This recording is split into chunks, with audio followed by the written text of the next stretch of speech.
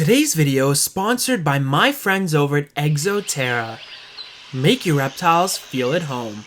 What's up everybody, welcome back to my channel. My name is Dion and you're watching Reptiliatus. So as we all know, there are plenty of reptiles that come from fairly humid habitats. And a lot of these animals require regular misting, and a lot of these animals also drink exclusively off of foliage. Having the opportunity, finding the time to be able to mist and water them as frequently as some of these species need can be quite tedious. And, well, it can be tough to keep up with. And that's one of the reasons why there are plenty of options on the market for automated misting systems. And these are tools that can really facilitate the process of ensuring that your animals stay hydrated and that their enclosures maintain adequate humidity.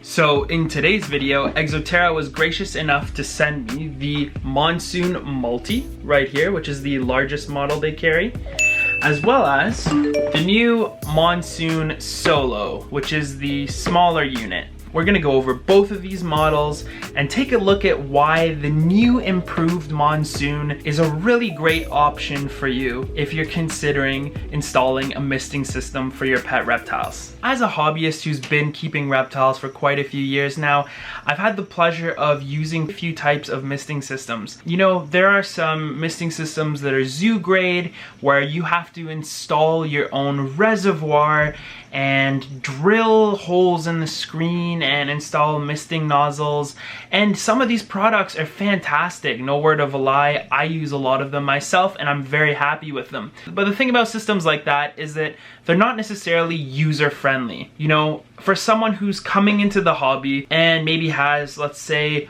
one chameleon or one crested gecko and they just like to automate the process of misting, no one's gonna want to set up a reservoir, drill a hole, install a bulkhead, clip a bunch of line. You know, it can be tedious. Some people want a plug and play device, and that is why I think that the Monsoon is a really great product for that individual hobbyist. So what I wanted to do today is unbox this baby, the Monsoon MULTI, install it on Tiki's new enclosure, and outline some of the awesome features. Stay tuned after that. We're actually going to be trying to introduce my unnamed adult female Tokay Gecko to the enclosure afterwards. So it's going to be really exciting to pair Tiki up with the new female. I'm crossing my fingers that everything's going to go well.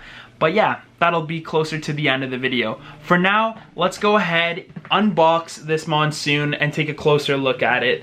I'm really excited about having this set up here. Okay, so here's the Monsoon SOLO II, and here's the Monsoon MULTI II. Let's start by outlining some of the key features that distinguish each unit. So right off the bat, what you need to know is that the Monsoon SOLO II programmable misting system is designed for just that purpose, to mist a solo or single enclosure. This unit is rated for a maximum of 2 nozzles. This unit sports a brand new pump that puts out 36.25 psi for pressure. It comes with 1 misting nozzle, but as I mentioned before, it can accommodate a second nozzle which can be purchased separately. Being the smaller of 2 units, it holds up to 0.40 gallons or 1.5 liters of water. Now, the Monsoon MULTI II is Exo Terra's most powerful misting system. This unit houses a newly designed pump that puts out 65.25 psi of pressure and can accommodate up to 6 individual nozzles, meaning it's perfectly suited for multiple enclosures or one large enclosure that requires a large misting area to be covered.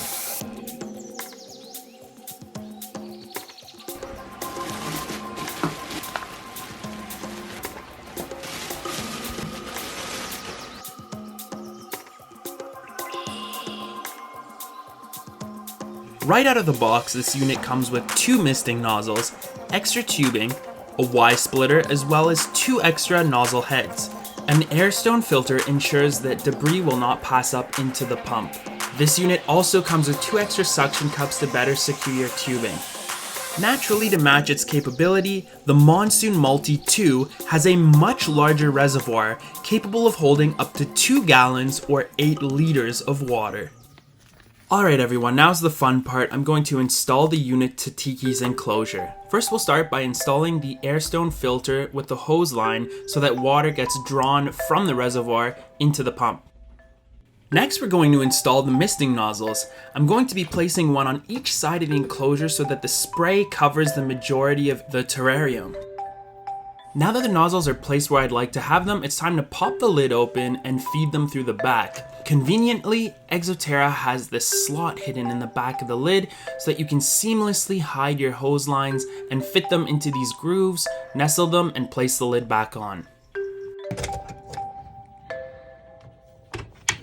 So this looks pretty good already, but if you want to add extra security to the hose lines, remember that it comes with those 2 extra suction cups that you can stick your lines into to better secure them to where they're meant to be. Alright, now it's time to add our main line of tubing to the actual unit. Open our water reservoir filler cap, and now we're going to fill it up. Remember to only use reverse osmosis or distilled water. This is an issue that universally affects all brands of misting system, as water that contains hard minerals will eventually block nozzles and clog units. Alright everyone, time for a test run. I am turning it on and it is about to start priming. Let's see how the mist comes out of this baby.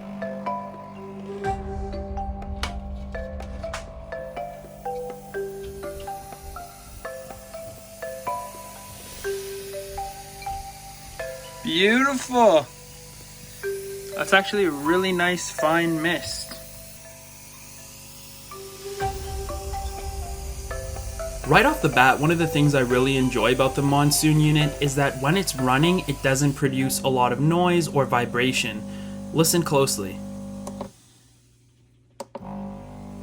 Believe me when I say a lot of other misting systems rattle, shake, and make a lot of noise. This was actually a pleasant surprise.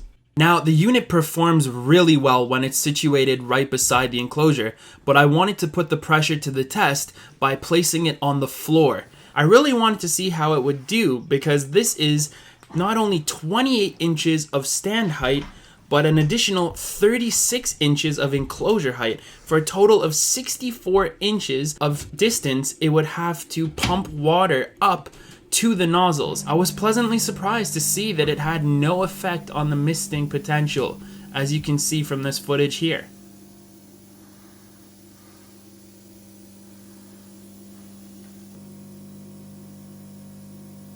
As mentioned at the start of the video, Monsoon systems are programmable. You have an on and off function, a cycle function, and duration. For example, if I set the cycle to 4, the misting system would turn on every 4 hours, and if the duration was set to 120, it would stay on for 2 minutes.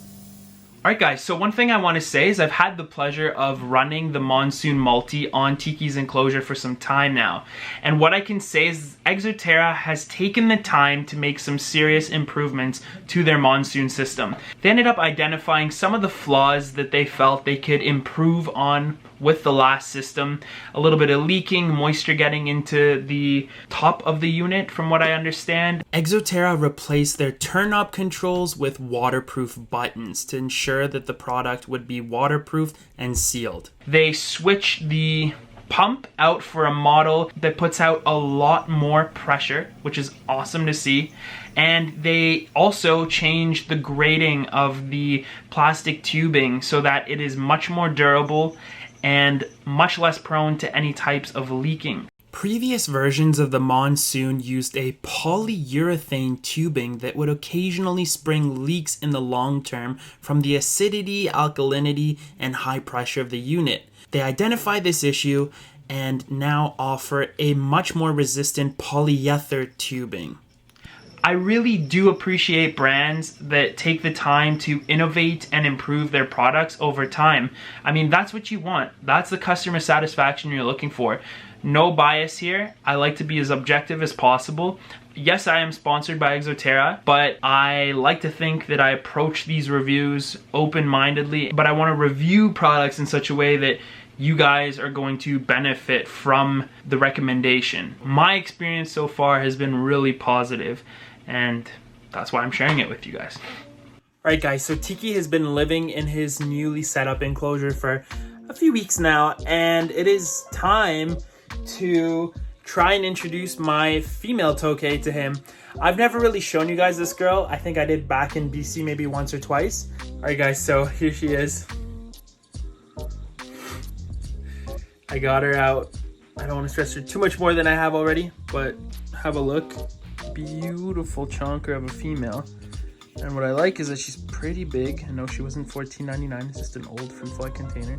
We're gonna try and get her in here with Tiki. Now I'm a little hesitant about this. Again, Tiki has been living almost 2 years without the presence of an adult female to be paired to. And he had the twins with him.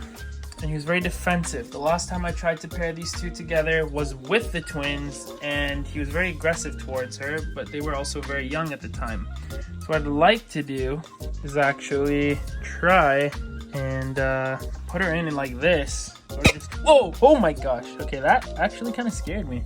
She's not as bad as being bit by Tokay Gecko, obviously, but anyway, what I'm thinking is I'll put her in here like so. It's okay, girl, you're okay. Put her in maybe like that. Just nestle. Yeah, you're alright. And then see if Tiki will interact with her while she's in that container. And I want to see how he interacts with her. Because I'm a little scared about him being aggressive. I don't think he will. He's on his own. He has his little territory. There's no other Tokay geckos. He's been calling like crazy. And she's been on the glass in her enclosure up against the wall trying to get to him. So she's definitely receptive or something. But I'd like to just give it a bit of time and see what is to become of this. I think Tiki's down here somewhere. Yes, I can actually see his tail right there. He is down there. So hopefully he'll come out and greet her, and we can hope for the best. So what I'm actually gonna do is start some editing on my computer and just shut the lights off here so that Tiki and her can, I guess, become acquainted in minimal lighting, the way they'd like it. And then, yeah, depending how his interaction with her through the container goes, as I said, we'll pop it open and see how they do. So, we'll see. Okay, girl, you're okay. My goodness. Well, Tiki hasn't come out yet. I feel like this is just gonna have to do. We're just gonna let her out. I also want you guys to think of some good names for this beautiful yet super feisty girl. I don't know why I didn't name her already. So it might be nice to think of something that goes well with Tiki if you can. And then, you know, thumbs up the name suggestions people give that you like. Okay, girl, you're okay. And yeah, we can see which name has the most votes or something like that. Going to release her. I feel like this is the scene in Jurassic Park where the velociraptor gets out or something. You're okay, girl. Please don't bite me. You're okay. Ooh, she is not happy. Go ahead. There we go. Just gonna gently let go of that. Oh, she is not a happy camper. Girl, you're okay. But look how pretty she is, eh? Let's leave her be. And hopefully these two are gonna do great. Bye. Definitely drop the names though. I want a name for this girl. There you go. Isn't she pretty? Alright guys, so I can't promise anything from this. I'm trying to set this up so that I can film the better part of the enclosure in complete darkness. This is the night vision setting. And hopefully we can get a few shots of these two hooligans walking around or doing something in the dark. We'll see what the footage presents in the morning. But I'm going to bed because it is 3:13 a.m.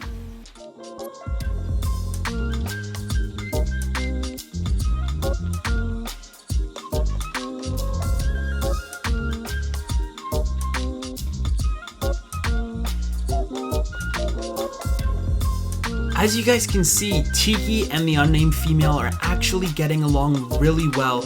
I would call this some sort of courtship behavior, but you can also see that the new female scoping out the new enclosure, while Tiki stays close behind following her to see what she's doing. You can see their glowing eyes against the wall and on the bark.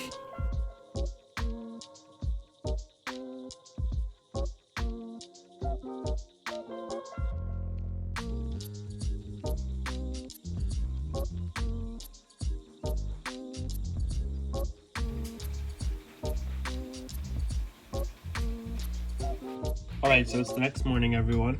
I haven't had a chance to look at the footage yet. But we know that Tiki lives down there. You can literally see the tip of his tail right there. And the unnamed female has found refuge in this horse hide right here. Seems to be her hiding spot. From what I can gather, looking at her, thankfully, I see no abrasions or bite marks or anything like that. So either these two had no interest in mingling last night or it never happened. Time to check the footage and see. Hey guys, just wanted to show you all that I've been catching them out at night together more and more. So it seems like they're getting along quite nicely. I don't know if they've actually bred, but it's probably safe to assume that they have at this point. Here's Tiki. The female is with him in there. So, he seemed pretty happy. He's a huge boy and there's his little lady. So hopefully these hooligans are gonna get down to business. Oh, it's okay, girl. Sorry. Anyway, small update. They've been doing really well together this last few days. The introduction went way better than I could have expected or hoped for. Well guys, there you have it. As you can see, introducing the two Tokays has gone so well, and I'm super excited to see what they get up to this season. Once again, I'd like to take a moment to sincerely thank Exo Terra for sponsoring today's video and providing me with the two Monsoon systems. I hope you guys enjoyed learning about the product, and I hope you guys enjoyed seeing the update on Tiki and his new wife. Thank you so much for watching, everyone, and as always, I look forward to seeing you all in another video again soon. Take care.